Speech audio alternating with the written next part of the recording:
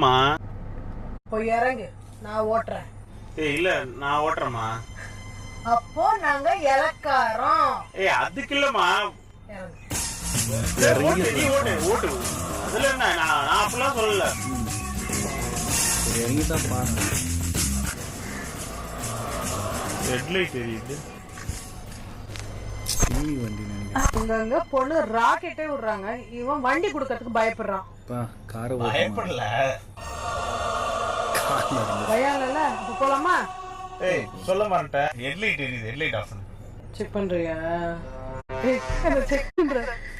எது ஹெட்லைட் எனக்கு தெரியாதுன்னு நினைச்சிட்டு அட பாவி.